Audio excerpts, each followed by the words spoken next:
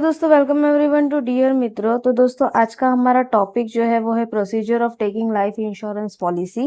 ये उन important topic में से एक है जो मोस्ट प्रोबेबली चांसेस रहते हैं हमारे एग्जाम के क्वेश्चंस में आने के लिए। तो दोस्तों, लाइफ इंश्योरेंस के बारे में ऑलरेडी मैंने कुछ वीडियोस अपलोड कर दिए थे जिसमें मैंने ये समझाया था कि लाइफ इंश्योरेंस होता क्या है, फिर उसके प्रिंसिपल्स क्या है। ठीक है, तो आज हम लोग ये देखेंगे कि लाइफ इंश्योरेंस को अगर हमको लेना होगा, यानी पॉलिसी को अगर हमको लेना होगा तो उसके प्रोसीजर क्या है। ठीक है, तो दोस्तों टॉपिक पे जाने से पहले हमेशा हमको अगर क्वेश्चन में भी एग्जाम में पूछा जाए तो, या अगर हम किसी को कुछ इन्फॉर्मेशन देते हैं तभी भी हम लोग को स्टार्टिंग में कुछ इंट्रो पार्ट हमारे टॉपिक के रिलेटेड बताना पड़ता है। तो वही चीज मैं यहाँ पे बताना चाहती हूँ। सबसे पहले लाइफ इंश्योरेंस पॉलिसी जो है या लाइफ इंश्योरेंस कॉर्पोरेशन जो है उसका हमारी कंट्री में मोनोपोली चलता है। मोनोपोली मतलब वो एक ही ऐसा है जो इंश्योरेंस पॉलिसी को चलाता है। ठीक है, लाइफ इंश्योरेंस कॉर्पोरेशन जो है वो सेटअप हुआ था 1 सितंबर 1956 में। किसी भी इंसान को अगर लाइफ इंश्योरेंस पॉलिसी लेना हो तो वो डायरेक्टली कंपनी से कांटेक्ट करे, लेकिन हाल फिलहाल में कंपनी ज्यादा लेती नहीं है। कंपनी के बीच में हमारा एजेंट रहता है जो हम लोग को कंपनी के साथ कांटेक्ट करवाता है। यानी अगर हम लोग को लाइफ इंश्योरेंस लेना होगा, पॉलिसी लेनी होगी, तो हमको किससे कांटेक्ट करना पड़ेगा? एजेंट। और एजेंट हमारा फॉर्म किसको देगा? लाइफ इंश्योरेंस कॉर्पोरेशन को। तब जाके हमारी पॉलिसी जो है वो एक्सेप्ट होगी। अब दोस्तों, ये पूरे प्रोसेस का स्टेप क्या है, तो हम लोग को यहाँ पे कुछ 10 स्टेप्स दिए हुए हैं जिसको हम यहाँ पे समझने की पूरी कोशिश करेंगे। सबसे पहला स्टेप हम लोग का दिया हुआ है filling in proper proposal form. दोस्तों, जब भी हम पॉलिसी निकालते हैं तो उस टाइम पे सभी कंपनी का अपना अपना एक फॉर्म रहता है। उसी तरीके से लाइफ इंश्योरेंस कॉर्पोरेशन का भी अपना खुद का एक प्रिंटेड फॉर्म है।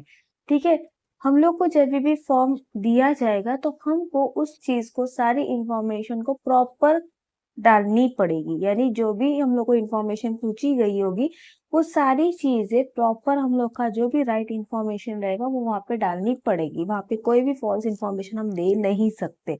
अब ये टाइप का प्रिंटेड फॉर्म जो है मोस्ट प्रोबेबली आपने कोई भी बैंक वगैरह का फॉर्म भरा होगा तो उसी तरीके का ये टाइप का प्रिंटेड फॉर्म रहता है। हम लोग को जब भी हमको कोई फॉर्म भरना चाहता है तो सबसे पहले क्या बताया जाता है, तो पर्सन का name, address, father's name, mother's name, ये सब पूछा जाता है। ठीक है, उसी तरीके से हम लोग का जब हम लाइफ इंश्योरेंस पॉलिसी निकालते हैं तो उस फॉर्म में सबसे पहला हमारा क्या आता है, तो नेम क्या है, शॉर्ट नेम क्या है, पापा का नाम क्या है, परमानेंट एड्रेस क्या है और नेशनैलिटी क्या है। ये सबसे बेसिक क्वेश्चन होता है। हम लोग जब भी फॉर्म कर भरते तो उस टाइम पे ये सारे फॉर्म में ये बेसिक क्वेश्चन तो आते ही आते हैं। ठीक है, उसके बाद हम फिलहाल में क्या काम कर रहे हैं, प्रेजेंट ऑक्यूपेशन, ये किस लिए लेना देना रहता है दोस्तों? क्योंकि जब भी हम इंश्योरेंस पॉलिसी निकालते हैं तो कंपल्शन है हम लोग को प्रीमियम पे करना। ठीक है, इसकी वजह से हम प्रेजेंटली कौन से ऑक्यूपेशन में काम कर रहे हैं वो इन्फॉर्मेशन भी हम लोग को पॉलिसी में, यानी हम लोग की जो भी प्रिंटेड फॉर्म में है उसमें हम लोग को बतानी पड़ेगी। ठीक है, फिर उसके बाद एम्प्लॉयर क्या काम करता है, एम्प्लॉयर का एड्रेस क्या है, उसकी सर्विस कितने टाइम के लिए है वो देखा जाता है। फिर कितने टर्म के लिए, कितने टाइम के लिए इंश्योरेंस वो करवाना चाहता है और इंश्योरेंस की अमाउंट कितनी है। ठीक है, सबसे पहले दोस्तों क्या आया, जो इंश्योरेंस करवाना चाहता है उसका नाम, पापा का नाम, एड्रेस, वो सारी चीजें, नेशनैलिटी। फिर सेकंड, वो क्या काम कर रहा है फिलहाल में। थर्ड, वो कितने टाइम तक काम करेगा, मतलब उसकी सर्विस कितने तक की है, एड्रेस, उसका नाम। फिर उसके बाद हम लोग का क्या दिया कि कितना अमाउंट का वो इंश्योरेंस करवाना चाहता है और कितने टाइम के लिए, इंस्टॉलमेंट कब तक पे करेगा। ठीक है, फिर उसके बाद date and place of birth, उसका जन्म दाखला वगैरह हम लोग को देना पड़ेगा। फिर इंश्योरेंस क्यों करवाना चाहता है, इंश्योरेंस वो क्यों लेना चाहता है, ये पॉलिसी वो क्यों लेना चाहता है। फिर उसके साथ नॉमिनी को जोड़ना है तो नॉमिनी का रिलेशनशिप भी उसमें बताना पड़ेगा। जैसे कि मोस्ट प्रोबेबली हस्बैंड अगर पॉलिसी निकालता है, वाइफ नॉमिनी रह जाती है। ठीक है, फिर अगर वाइफ नहीं होगी तो उसका बेटा या बेटी नॉमिनी रखी जाती है। तो वो नॉमिनी की इंफॉर्मेशन भी पॉलिसी में हम लोग को बतानी पड़ती है। इसकी वजह से जब भी हम प्रिंटेड फॉर्म भरते हैं तो उसमें हम लोग को नॉमिनी का नाम और उसका रिलेशनशिप उस पर्सन के साथ क्या है वो क्लियरली बताना पड़ता है। ठीक है, फिर उसके अलावा कोई पहला कोई इंश्योरेंस उन्होंने लिया है कि नहीं उसके बारे में भी इंफॉर्मेशन देनी पड़ती है। अगर लिया है तो बता दो, अगर नहीं कुछ नहीं, छोड़ दो। ठीक है, फिर उसके बाद फुल फैमिली हिस्ट्री, मतलब फैमिली क्या क्या कर रही है वो सारी चीजें हम लोग को भरनी पड़ती है। ये पूरा प्रिंटेड फॉर्म में ऑलरेडी आया रहता है, तो हम लोग को सिर्फ उसको फिल करना पड़ता है।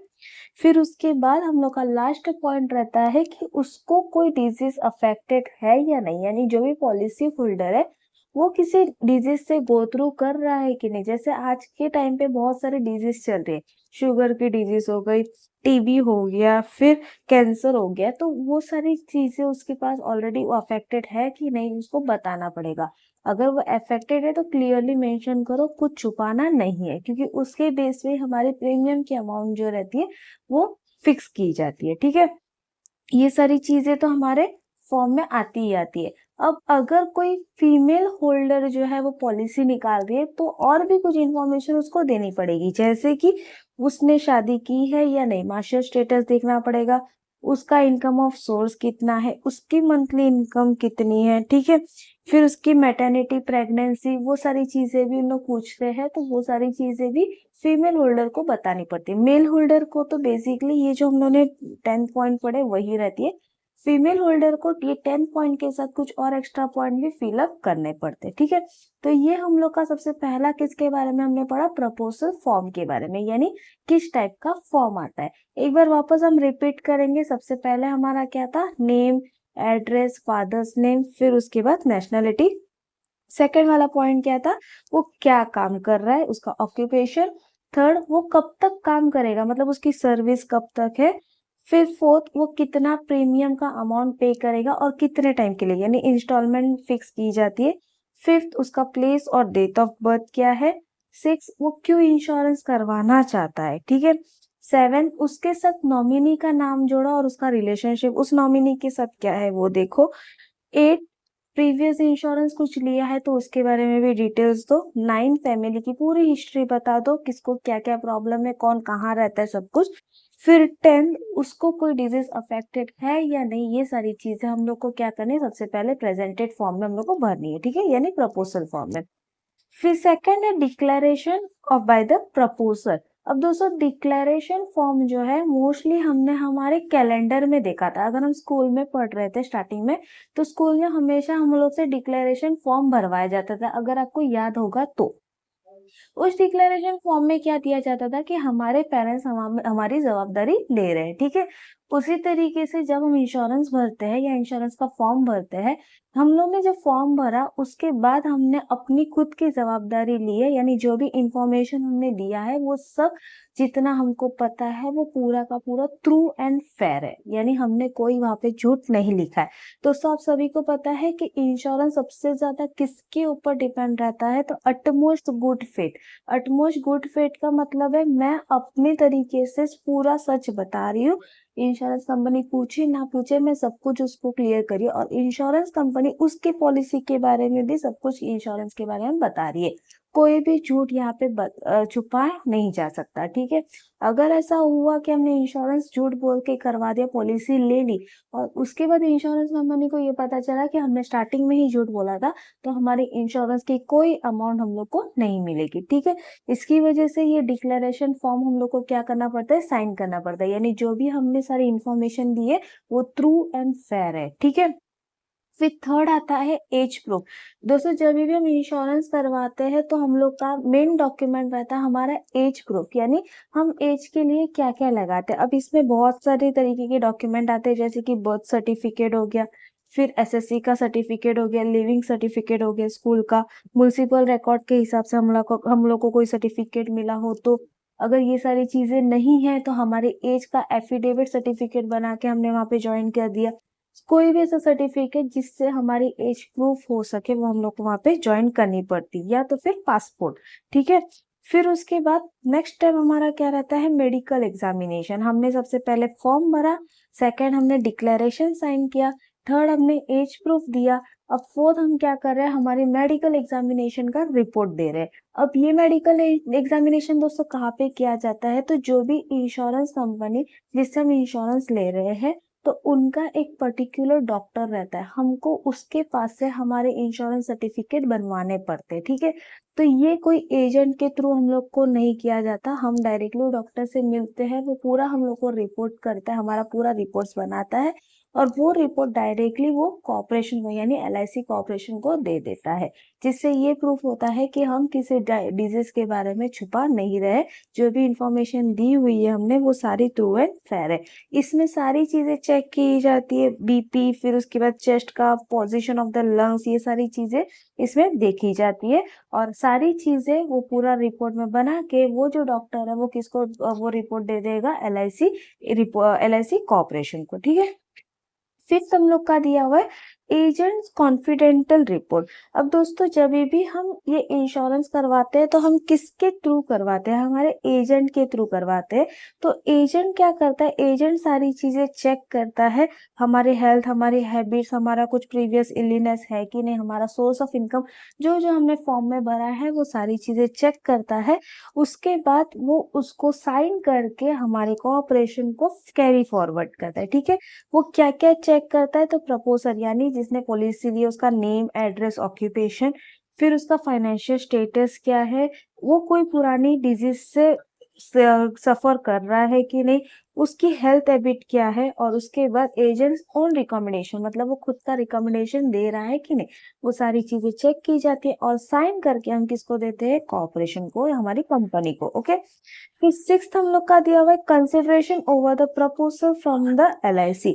प्रपोजल फॉर्म मिलने के बाद मेडिकल रिपोर्ट या एजेंट कॉन्फिडेंशियल रिपोर्ट्स या हैजर्डस रिपोर्ट, ये सारी चीजें किसको हम लोग प्रोवाइड करते हैं, ब्रांच मैनेजर या डेवलपमेंट ऑफिसर को। और वो डेवलपमेंट ऑफिसर पूरे फॉर्म को स्क्रूटनाइज करता है, स्क्रूटनाइज मतलब एक बार फिर से वो चेक करता है। ठीक है, फिर सेवन हम लोग का है एक्सेप्टेंस ऑफ द प्रपोजल। सारी चीजें आ गई, सारे पेपर्स हम लोग को मिल गए, उसके बाद फर्स्ट प्रीमियम का अमाउंट भी प्रपोजल ने पे कर दिया, तो क्या हो जाएगा, वहां पे प्रपोजल को जो है इसके LIC का एक प्रपोजल नंबर मिलेगा और एक इंडेक्स कार्ड मिलेगा। प्रपोजल नंबर दोस्तों क्या रहता है कि कौन सी पॉलिसी नंबर आपकी है, जैसे सीरीज चलता है नंबर 1, नंबर 2, नंबर 3, तो अभी आपका कौन सा नंबर चल रहा है वो प्रपोजल नंबर मिलता है। और उसके साथ आपको क्या मिलता है, प्रपोजल का इंडेक्स कार्ड। जब भी आप प्रीमियम की अमाउंट पे करने जाओगे तो आपको वो इंडेक्स कार्ड लेके जाना पड़ेगा, जिससे उनको फॉर्म आपका निकालने में इजी पड़ेगा। ठीक है, जब भी आप ये पॉलिसी निकालते हो तो आपको स्टार्टिंग में आपकी प्रीमियम अमाउंट जो है वो पे करनी पड़ती है, यानी फर्स्ट प्रीमियम आपको पे करना पड़ता है। अब ये प्रपोजल इंडेक्स कार्ड जो है वो किसको दे दिया जाता है, अंडरराइटर को। अंडरराइटर क्या रहता है, तो अंडरराइटर एक ऐसा पर्सन रहता है जो उस रिस्क को सिलेक्ट करता है और सारा चीज चेक करता है और वो रिस्क को लेने के लिए तैयार रहता है। वो प्रोज एंड कॉन्स देखता है, मतलब सारे एडवांटेज और डिसएडवांटेज उस फॉर्म के बारे में चेक करता है। अगर वो फॉर्म वैलिड है तो वो एक्सेप्ट कर देता है, इनवैलिड है तो वो क्या कर देता है, रिजेक्ट कर देता है। तो जब इस अंडरराइटर की साइन हमारे फॉर्म पे हो जाती है, उसके बाद हमारा जो प्रपोजल है वो पॉलिसी में कन्वर्ट होता है, यानी हम लोग को LIC मिल जाती है। ठीक है, 8 हमारा है रिसिप्ट ऑफ फर्स्ट प्रीमियम। अब हमारी पॉलिसी हम लोग को एक्सेप्टेड हो गई है, तो जब भी हम पॉलिसी एक्सेप्टेड हो जाती है तो उसके बाद हम लोग को तुरंत हम लोग को प्रीमियम पे करना पड़ता है। अब प्रीमियम की अमाउंट जो है ईयरली रहती है, हाफ ईयरली रहती है, क्वार्टरली रहती है, मंथली रहती है। अगर मंथ के बेस पे प्रीमियम देना है तो स्टार्टिंग में हम लोग को 3 मंथ का प्रीमियम साथ में डिपॉजिट करना पड़ता है, और अगर प्रीमियम जो है वो सैलरी स्कीम के हिसाब से तो 2 मंथ का प्रीमियम पे करना है। लेकिन जब भी हम पॉलिसी ओपन करते हैं तो हम लोग को कुछ प्रीमियम जो है वो एडिशनल देने पड़ते हैं। ठीक है, 9th कमेंसमेंट ऑफ रिस्क। सब कुछ हो जाने के बाद हमारी रिस्क जो है स्टार्ट हो जाती है और उसका लायबल कौन रहता है, LIC। मतलब हम लोग को अगर बीच में पॉलिसी के बीच में कुछ भी हो गया, प्रीमेच्योर डेथ हो गई या हम लोग के साथ कुछ एक्सीडेंट वगैरह हो गया, तो हमारा जो प्रीमियम का अमाउंट है, हमारी जो LIC है वो किसको दी जाएगी, हम लोग की नॉमिनी को। ठीक है, लास्ट है हमारा इश्यू ऑफ पॉलिसी। अब ये सारी चीजें हो गई कंपनी के काम की। अब उसके बाद पूरी पॉलिसी जो है वो बन जाती है और उसका एक डुप्लीकेट पेपर बनाया जाता है। डुप्लीकेट पेपर जो है वो रिकॉर्ड किसके लिए रखा जाता है, कंपनी के लिए, और जो ओरिजिनल पेपर है वो हम लोग को दिया जाता है। जब भी हम प्रीमियम की अमाउंट पे करने जाते हैं तो हम वो ओरिजिनल पेपर्स हमारे साथ नहीं लेके जाएंगे तो भी चलेगा, हम लोग को क्या लेके जाना है, सिर्फ और सिर्फ हमारा इंडेक्स कार्ड। ठीक है, इंडेक्स कार्ड से हम प्रीमियम की अमाउंट पे कर सकते हैं।